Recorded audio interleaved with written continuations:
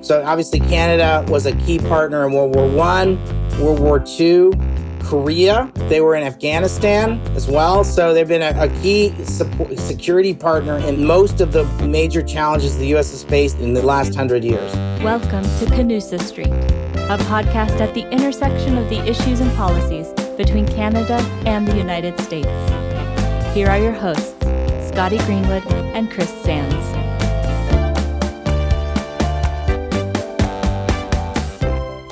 Welcome back to Canusa Street, everybody. I'm Scotty Greenwood with the Canadian American Business Council, joined by the ever-fabulous Professor Chris Sands of the Woodrow Wilson Center. Hey, Chris.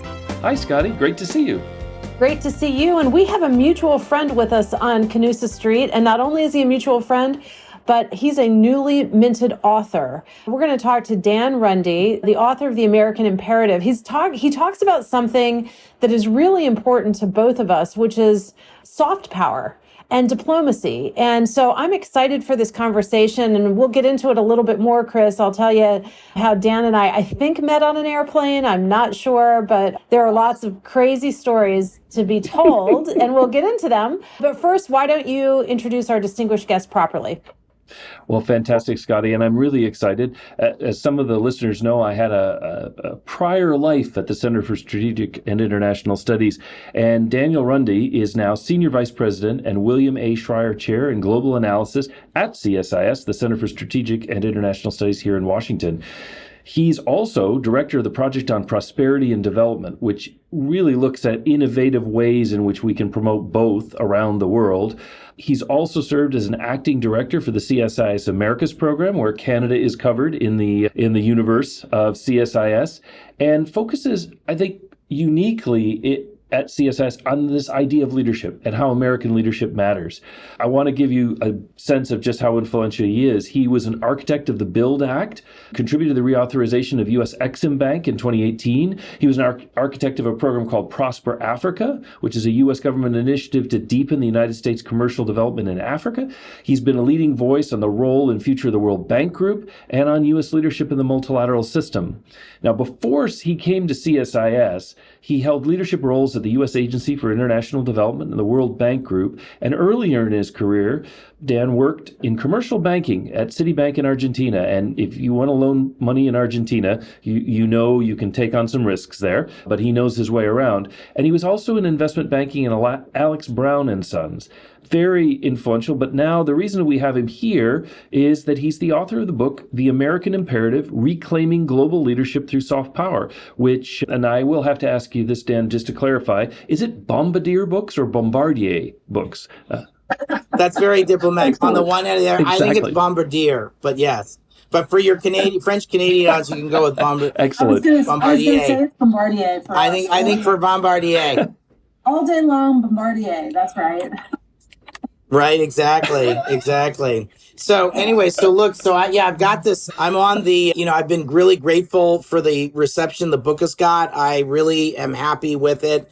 The book came out February the 7th. I've been at CSIS for 13 years. I've met wonderful people like you, Chris, and wonderful people like you, Scotty, in my time at CSIS. But I also had previous lives in Washington, one at the World Bank Group and one in the Bush administration at USAID. So the book is sort of 20 years of my work and life in Washington, but also I lived in Argentina for 3 years and worked for a commercial bank, as Chris said. And I also lived in Spain for a while. So I speak Spanish and I have an interest in Latin America and the Spanish-speaking world. So based on your bio, you really should be about 160 years old. So I don't know how you've crammed so much into just a couple of decades, my friend. But this is exciting. I can't wait to hear about this book. So I think I've been channeling my ADD and OCD for good. It's sort of how I've been using my time at CSIS. So this is my goal is to do 100 books. Yeah. This is my 67th today. So thanks Canusa Street for having me. Okay, 67. We're lucky 67. I like it. 67. So so this is the book, The American Imperative, reclaiming global leadership through soft power. Frank Luntz said you need to you need to repeat something 7 times for people to remember it. So if I say it 7 times, sorry to be so annoying. American imperative, American imperative, American imperative, American imperative. There we go. Exactly. Oh my Check. God. So right, exactly. So my thesis is we're in an age of great power competition. We're not in the post-Cold War world anymore. And to describe it as the post-Cold War world is too vague. Yeah. And actually, maybe you all have a view on this, Scotty and Chris, but some people have said, no, we're in a second Cold War. And I'd be curious, Scotty, what you think about this, but I think that's kind of an edgy term. So I've tried to eschew that term. I've said we're in an age of great power competition. And I think that if we're in an age of great power competition, that competition is going to play out in Latin America, Africa, the Pacific Island states, Central Asia, Ukraine, Moldova, Southeast Asia, like largely the developing world. So Yeah. I don't know. What do you think about that term? Are we in a second Cold? If I said second Cold War, what's your reaction to that term? Well, so I mean, I used to say we're in a Cold War with China, where the mutually assured destruction is in the cybersphere. I think you're right. That's too simplistic, and it doesn't apply in the current era. That's something that people who came along in the 60s, 70s, and 80s would say, but people who are around now don't even relate to that, and it's not exactly right. So I agree with you, but let me ask you if because I have to confess to our listeners that I haven't read the American Imperative, the American Imperative, the American Imperative book yet, but I promise I will, and we'll link it in the show notes. But if your hypothesis, Dan, is that it's great power competition, assuming the U.S. is one of the great powers, who are the others? I mean, I would guess China, but are there others? It's China and Russia. And so their sidekick Russia. So I'd say it's China was sort of their sidekick, Russia as sort of like what we're up against. And I'd say it's largely, yeah. Yeah, sorry to interrupt you, but when you were writing this, had the war in Ukraine broken out yet? And has that changed your views? Yeah, 100%. Great question. So I submitted the final manuscript, I'm going to say March 1. So in the intro or the acknowledgments, there's like a page on the Russia invasion of Ukraine. But if you said, how has Dan spent his time since June 1 or May 1 of 2022? And Scotty, you and I had this discussion offline that I've been doing a lot. We've been running a Ukraine Reconstruction Commission at CSIS. And so we convened a high-level global commission looking at the rebuilding of Ukraine. So some Ukrainians, some Americans, some Europeans, someone from Canada. We have Margaret Biggs, the former head of Canadian CETA. So I know your audience and I know Canada. So 4%, someone can quibble with me and send me a mean email. But I believe it's 4% of the population of Canada is Ukrainian Canadian. Some people say, no, it's 5%. Some people say it's 2.3, but this is Canusa Street. Everybody is very friendly in our neighborhood, Dan. Don't you worry. This is Canusa Street, so it'll be nice. But am I right, Scotty? Isn't it like 4% of the population of Canada is Ukrainian Canadian? There's a diaspora there, and there is a political connection, and that's really good. But let's get back to the book. What's your premise? And what's your hypothesis? Because I have a few thoughts too, and maybe we might let Chris get a word in. We'll see. But anyway, tell us the premise of the book. So the premise of the book is if we're in this new age of great power competition with China and Russia, I would argue most of this competition is going to be non-military. And so it's going to be things like tech, vaccines, leadership in the UN system, things like infrastructure, things like trade, things like values.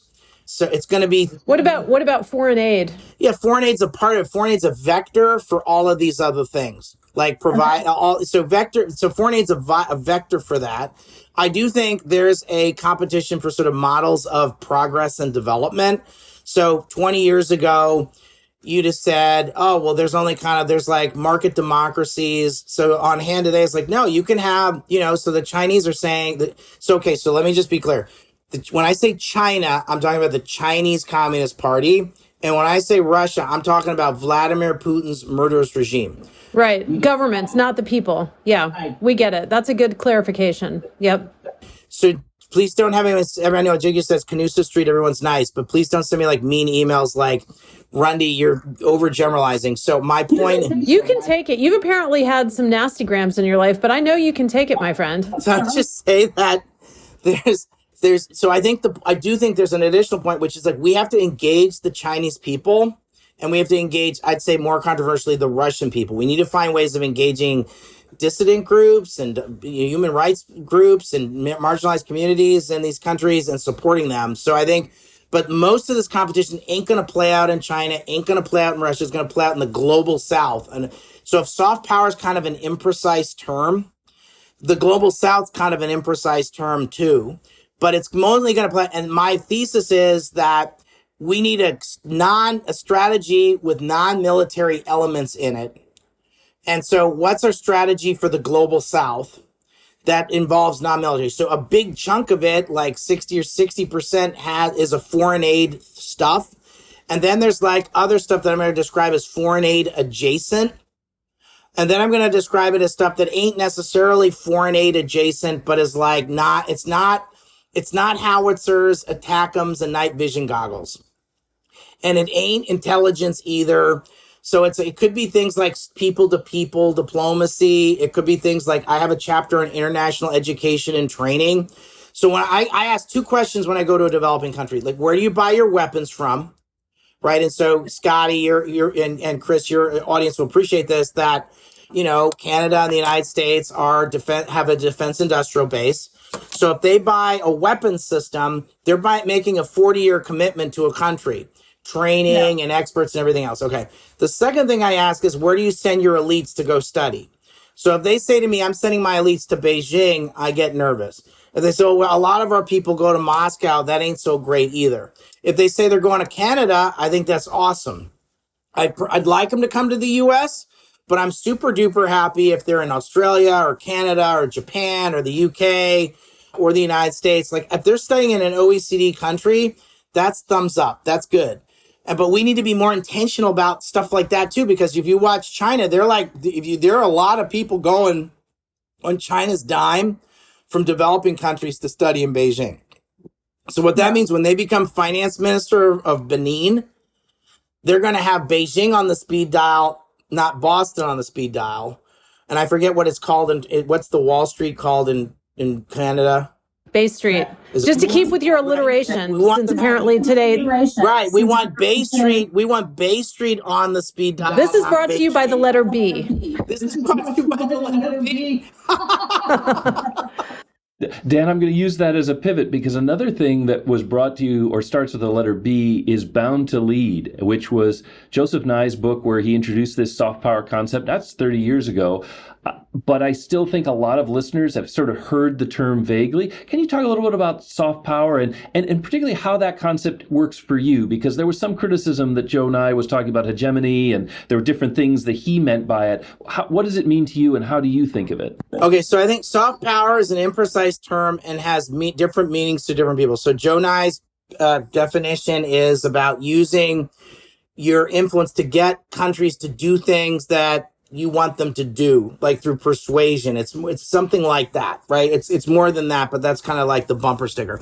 I'm using an imprecise term to talk about. I'm interested in that, but I'm interested in things like what Scotty was saying earlier, like foreign aid, things adjacent to foreign aid, things like, so I'm thinking about everything other than like night vision goggles, ATACMS, Leopard tanks, and tap-in telephones. So I'm interested in sort of like various forms of our influence and power. Some of it's not in the government.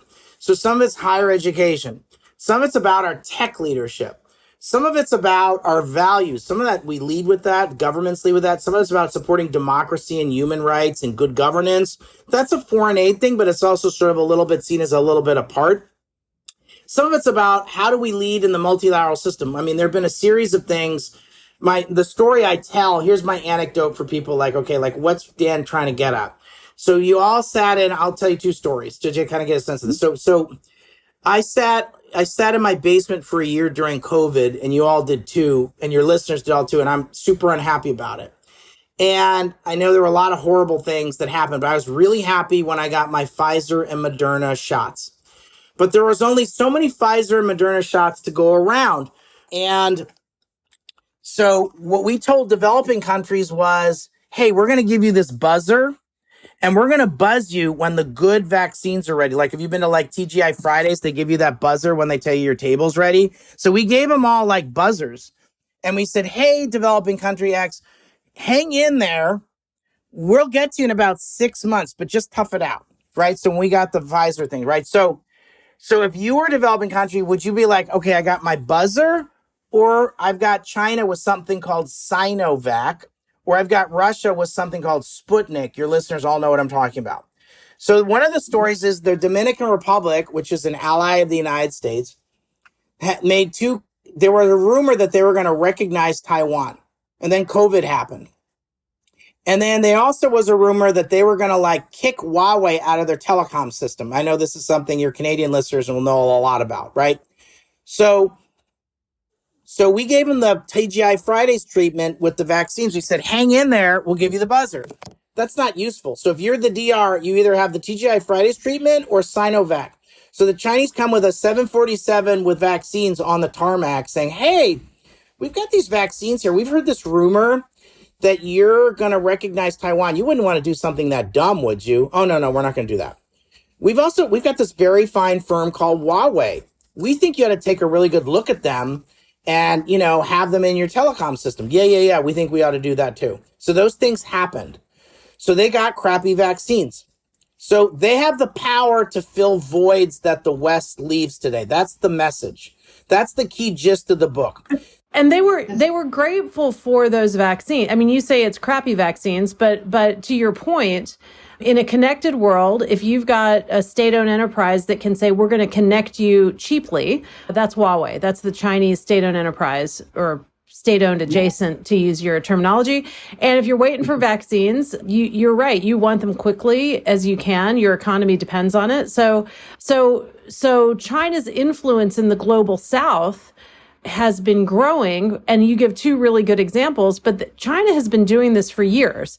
And I think perhaps some evidence of its influence are the votes in the UN on things like supporting Ukraine. Because in Canada and the United States, I think we take it as a given that, of course, we're going to support Ukraine in this terrible battle that it's in with Russia. But there are plenty of countries around the world that are kind of sitting it out, right?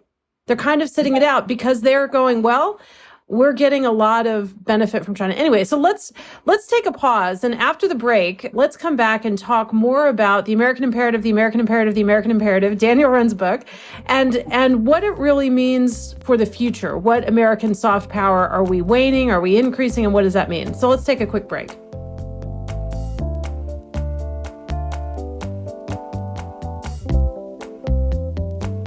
Are you red, white, and blue, or just red and white? Beaver or bald eagle? Ryan Reynolds or J-Lo? Canusa Street, a masterclass in cross-border relations. This is where Canada and the United States intersect on the policies and issues of our two great nations. But you know that already. That's why you're here. The question is, if you want more of this bilateral bonanza delivered directly to your inbox, and you know you do, how about signing up for Scotty Greenwood's weekly email updates on Canada-US relations? Head to cabc.co to sign up today. And now back to Canusa Street. Welcome back to Canusa Street, everybody. This is Chris Sands, and I'm here with the great Scotty Greenwood, and we're talking today to Dan Runde at the Center for Strategic and International Studies, who's the author of a new book, The American Imperative, all about development and the challenges ahead of us. Scotty, do you want to ask a question, or can I get one in? Just sneak one in there. I think I have to yield to you, my friend, since Dan and I will continue talking unabated unless you jump in. So go for it. Well, fair enough. I didn't mean to be rude there. That's very un-Canadian. And even though I'm Canadian adjacent as an American, but maybe you're a wannabe Canadian. I don't know. Yeah, never know. There's a very special episode of Canusa Street coming up on that, I'm sure. But Dan, in looking at the book, one of the things that struck me, and I think it's chapter 3, where you talk a little bit about the post-war order and the way in which governments contributed to development. And you talk about Canada there. And I was reading it thinking, well, yes, after World War II, the U.S. led, and a lot of other countries including Canada, were just glad to have that leadership. But can can great power rivalry, at least on the American side, be a team sport? If we're investing in development, if we're trying to find ways to spread, good things to our friendly partners, you talked about Canada taking university students, but is there room for the United States and Canada to have a coordinated approach to the IDB or increasing World Bank funding or basically using them as an ally in the multilateral system, which they might not have been prepared to do quite as much in 45, but today I think maybe they've matured to the point where they could be a key ally. But maybe that's my hypothesis. What do you think? The U.S. has never been able to achieve anything of any significance on its own. Like, we weren't able to do it in the Cold War. We weren't able to do it in World War II. We weren't able to do it in World War One. So obviously Canada was a key partner in World War One, World War II, Korea. I think they were in Korea. They were in Afghanistan as well. So they've been a key security partner in most of the major challenges the U.S. has faced in the last 100 years. And they've been a great partner. So if I think about the other issues, it's whether it's values, certainly, Canada is an obvious partner. If I think about coordinating and working together on the multilateral system, whether it's about insurance, so Canada and the United States have a particular interest in where the Inter-American Development Bank goes, which is an important institution for the region. Canada and the United States have important equities as it relates to the Caribbean or Central America. These are areas. There's also a significant interest with I think there's shared interest in what happens in Ukraine. I think that Canada, we have a conference at CSIS on Ukraine reconstruction in the second half of September. So people should check that out on our website. But for folks listening to this podcast, but I would say that, so there's a series of areas, non-military areas, where the U.S. and Canada need to work together. I also would argue, I did a paper 5 or 6 years ago looking at ensuring that English, I know Canada's bilingual, but I would just say that I actually think making sure that we strengthen the use of English around the world is an Anglosphere and Anglophone common project, and actually an important soft power project. I know that may be a little uncomfortable to some folks in the U.S., but I would say that like English as a second language is an important, and the State Department has that as a function that it does.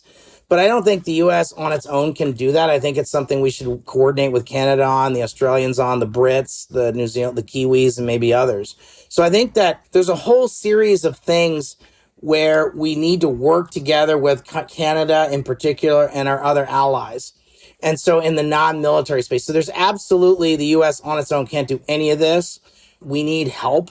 And so I wrote this book primarily for an American audience because my concern has been, so I think it's gotten kind of it kind of depends on the foreign audience. It kind of gets it kind of has a little bit of a dissonant tone because I'm pretty much making the case for like the U.S. needs to lead again.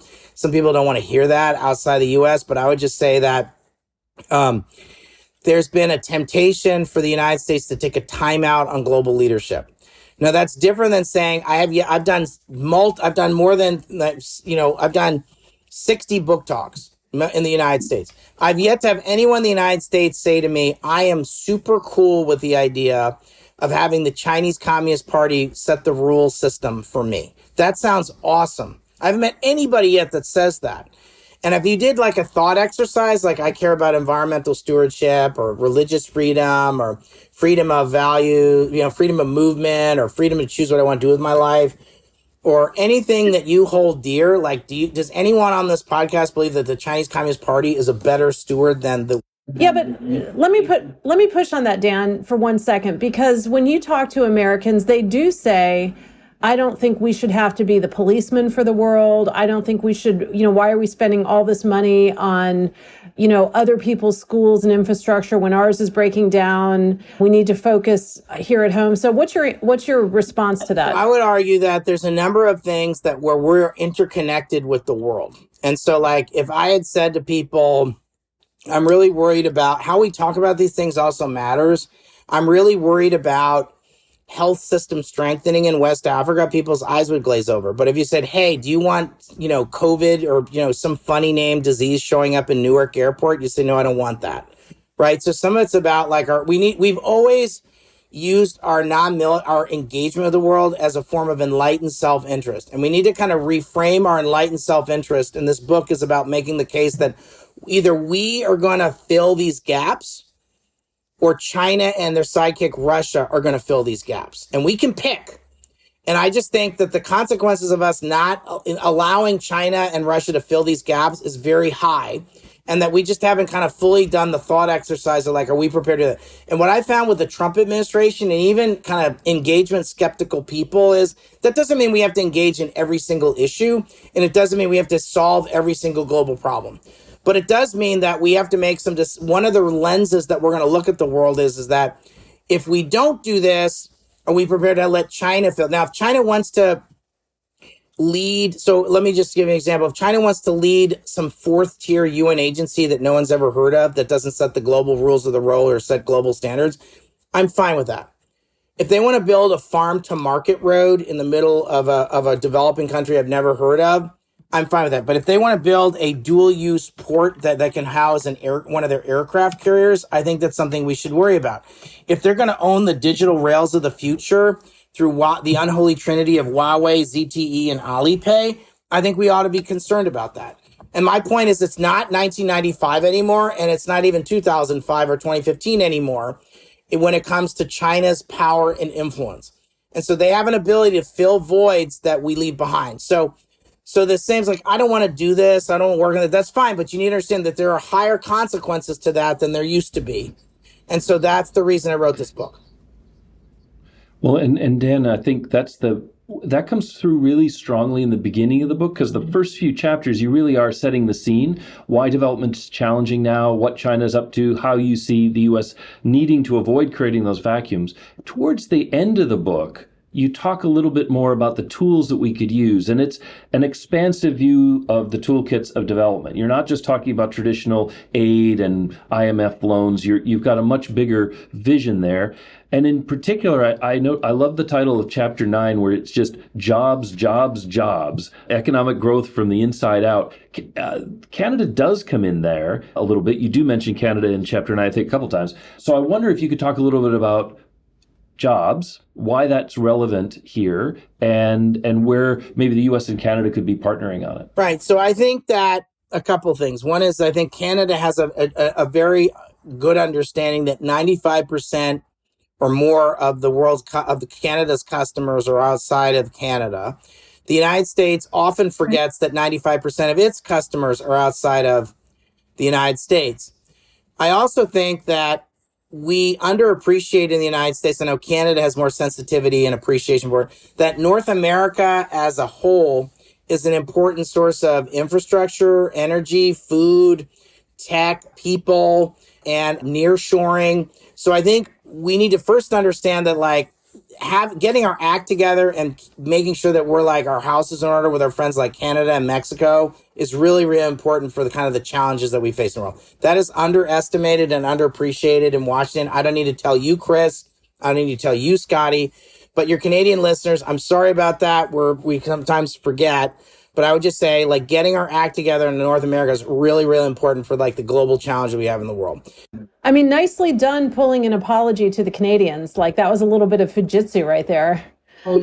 We're gonna take another little break, and when we come back, I'm gonna weave all these things together with a question about Top Gun Maverick. Ooh, awesome.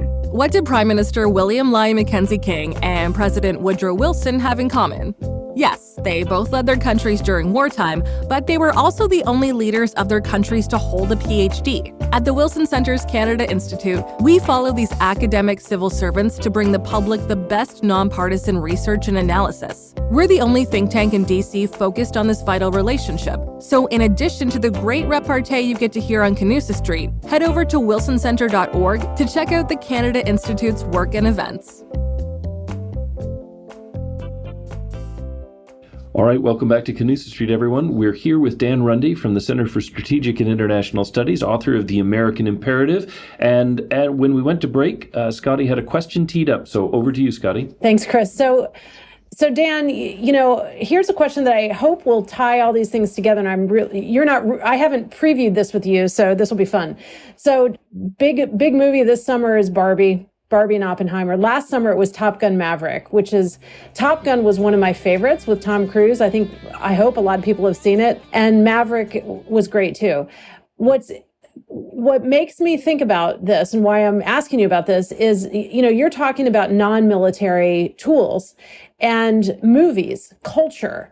Hollywood, which is currently on strike right now, is a big part, I think, of America's influence. I want to hear from you about culture, but also, in case our readers aren't aware, there's another podcast I really like called Drum Tower. It's from The Economist, and it's with these really interesting journalists based in China and Taiwan. And they did a comparison on their podcast recently of Top Gun Maverick to essentially a Chinese version of the same thing. There's a storyline where a young pilot, or in Maverick's case, it's an older pilot. But anyway, it's a Chinese pilot fighting off bad guys, which in their case is the U.S.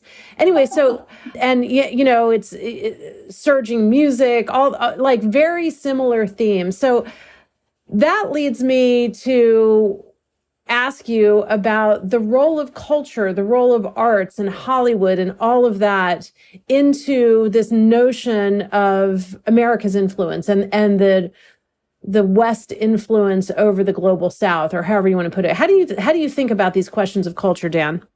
So look, I think that we underestimated. I think a lot of people who do. So first of all, as a percentage of the GNP, if you look at like the creative economy, it's a much bigger part of an economy, depending on how you slice it, than people realize. It's not just films, but it's art, it's design, it's architecture. It could include the hospitality sector. So the creative economy is a big deal. The second thing I'd say is innovation-led economic growth is an important part of like getting out of just having a commodity-based economy. So Canada has significant commodities, but Canada is not a commodity based, it's a service, and has an innovation-led economic growth economy as well. It's not purely about agriculture and mining and energy. Those are important components of the Canadian economy. It's much more diversified. So if you want to have you want to escape what's called the middle income trap, you need to be able to have innovation-led economic growth, and you need like the creative economy, you need culture. So that's kind of like the kind of economic development statement. The second statement is, I think we do underestimate the power of culture. Certainly in the Cold War, people talked about things like the Beatles or Blue Jeans and other things that were seen as like really interesting or attractive to folks behind the Iron Curtain. So I think that there's been so for example, Taiwan has become a center of the creative economy.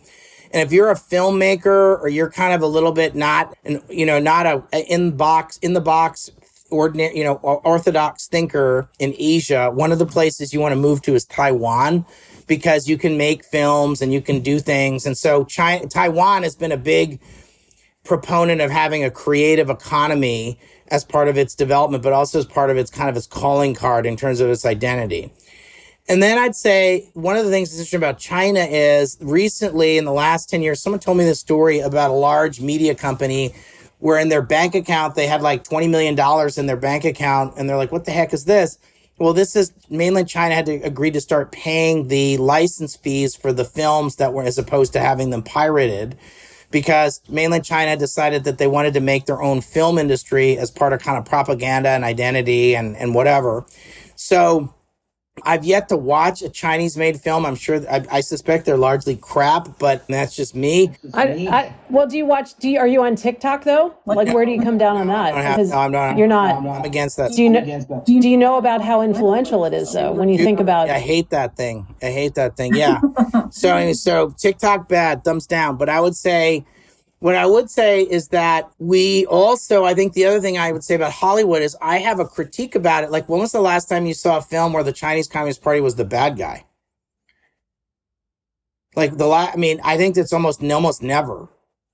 Well, yeah. I mean, you think about like Hunt for Red October, and it's about Cold War Soviet. You think about Top Gun Maverick, and I hear you. Yeah. So in the last 20 years, how many films have been made about the Chinese Communist Party being the bad guy? And I'm betting the answer is like 1. Well, I'm not sure you need it. I mean, it seems to me that they've been demonized quite a lot in the U.S. Anyway, let me pivot for a second. I want to ask you and Chris a question about China and the U.S. and Canada, and I'd love it if you don't mind both of you guys responding. And it relates, Dan, I think, to your hypothesis here.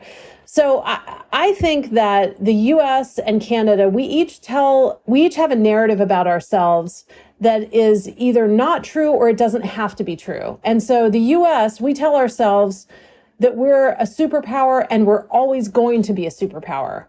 And when you think about the emergence of China as an example, your great power competition, maybe the US isn't correct. Maybe it's not inevitable that we would be a superpower.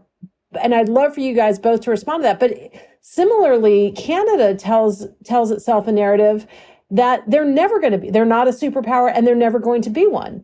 And I'm not sure why that would have to be true, because when you think about resources, food, influence, values, Canada's awfully important on the world stage. So can you, both of you perhaps talk about this in the context of the great power challenge that you talk about in your book, Dan? Dan, you first and then Chris. Just say that Canada has an important role to play on a number of different fronts. And sometimes I would say that as an American that knows Canada well, I'd like to see, I think sometimes, I know Canada's really leaning in on Ukraine. They're doing a lot and they're feeling like they're stretching. And so I know that they're doing a lot and sometimes they not feel appreciated, but I want people who are listening to this call on the Zoom call or this podcast to know it is appreciated. And I think it's really important what Canada's doing in the context of Ukraine. I also think that Canada's got an important role to play in places like Haiti, has an important role to play in places like the Caribbean, and an important role to play in things like leadership in the Inter-American Development Bank, among other things.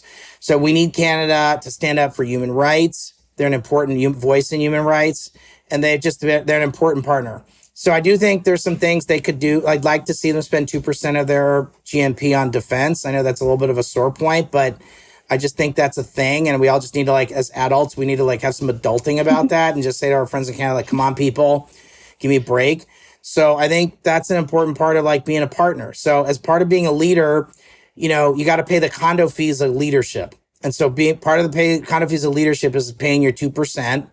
And part of the condo fees is about, doing the right thing on some focused soft power. And they got the second part down. They need to do a little bit more on the defense side. Over. Okay, if you didn't get nasty grams earlier in the pod, you're definitely going to get them from that. But Chris, why don't you jump in here? Well, I can't say any of that better than Dan Runde, but maybe to link to your earlier question, I think sometimes the culture reflects something important about the way in which the U.S. sees itself in the world. And during the Cold War, we had movies, whether it was Dr. Strangelove or Rambo or you name it, it was sort of, or even the Superman movies back when Christopher Reeve was playing Superman, where it's sort of one against the world or one against, an arch villain. What we've seen in the last few years, really taking over Hollywood, is much more of a team concept. I know superhero teams, the Justice League or the Marvel Universe or whatever, where there's an appreciation that they're big and small, everyone has different powers, but as a team, they can do more. And I think that's saying something important to the rising generation of Americans to conceive of leadership as being part of a team. And in that context, I think there's a lot of room for Canada that even Canada doesn't see coming, that we are predisposed to build a team here, predisposed to lead with a team. And I think Canada would be very welcome. And maybe my last comment, which will probably get me hate mail, I think one of the big differences between Canada and the U.S. is the U.S., and maybe it's that imperative that Dan is talking about. We don't wait to be invited. If we want to start a conversation, if we want to get something going, we just do it. Whereas I think sometimes Canada is looking for the invitation. We don't want to sort of muscle our way in here. Would we be welcome and how could we contribute and let us think about that. And what I love about Dan's book, what I hope some of our listeners take from this, is that the U.S. really is open to having partners, having team members, and don't stand on ceremony. You're very welcome. And I think as Canada thinks of the Canadian imperative, how do they want to contribute? We'll get some great things out of it. Thanks for that, Chris. Dan, we're coming to the home stretch here of this podcast. It's flying by. We're talking about The American Imperative, The American Imperative, The American Imperative book by Dan Runde, based here in Washington, D.C.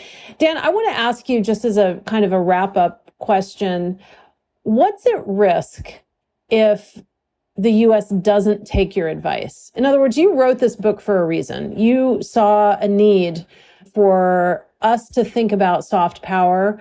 What do you think is at stake here, especially if we don't heed your words? Okay, so this is what I think that China can fill voids we leave behind. If we sit back and do nothing, they will take over the multilateral system. If we sit back and do nothing, they're going to be a far greater influence. Like, we need to have a better offer on hand. And so there's a temptation that primarily the United States, among many people, to take a vacation from American leadership. This is wrong. And one of the reasons it's wrong is because we're going to see, and among all the other reasons, is we're going to cede the space to the Chinese Communist Party and Russia. So the stakes are much higher than people realize. And so my example earlier about COVID vaccines is just kind of the tip of a very enormous iceberg that we need to understand that across sectors, they have the ability to fill these voids. So I wrote this book as a wake-up call and to begin a dialogue. Yeah, we'll edit that out. Dan, I think you've done us a great service. You have issued a warning call. It's very timely, and I'm hopeful that with this, your 67th book review podcast, that it'll reach a Canadian audience, and they'll have a little sense of what kind of role Canada could have in the world. So thank you for bringing the book to us. Thanks for writing it in the first place, and thanks for being here today on Canusa Street. Thanks a lot. Well, and thank you for sitting next to me on that flight from the Halifax International Security Forum, because I think that's what started a great friendship between us, even though sometimes we disagree on politics, which I know is shocking for people to hear that. Thanks, Scotty. It's a pleasure to be with you. I'm grateful to you and Chris for having me today on Canusa Street to talk about my book, The American Imperative.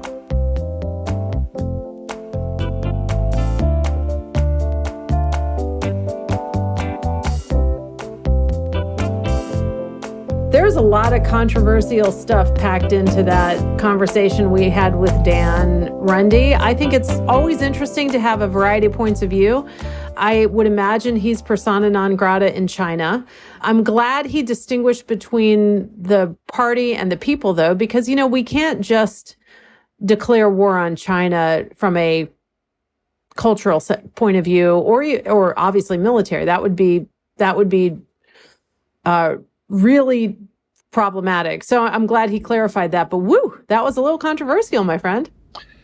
It was a little controversial. It reminds me of the formulation the State Department likes to use, which is we disagree with the government, but we are great admirers or friends of the people. We see that with Iran or Russia, trying to make sure that it's understood that we're really focused on the regime. And he absolutely is. He loves Canada, loves the Canadian people. Had maybe some encouragement and a little bit of a scolding for the Canadian government, but it's clear he's a big fan of Canadians, and that made him feel very at home here on Canusa Street. Well, and interesting that he admits that his book is really written for a U.S. audience, right? Because, when he talks about things like more people in the world should speak English, I could just feel our friends in Quebec going, well, maybe more people in the world should speak French. You think about the Francophonie, you think about the official language of the Olympic Games is French. I mean, so anyway, I'm really grateful for him being bold in his views and for us to have the forum and the ability to probe a little bit. And you know what, if people disagree, that's a great thing about, this world we live in, is you can disagree without being disagreeable, and you can explore ideas without fear of reprisal. That's a huge part of what Canada and the United States and Canusa Street are all about, I think. Yeah, and hopefully he won't get too many nasty grams in reprisal for his comments. But I want to underscore something you said there. I don't know that there's a foreign policy consensus in the U.S. right now, and it's really important for us to have this conversation. How much do we want to do? Can we spend what we need to spend? How do allies fit in?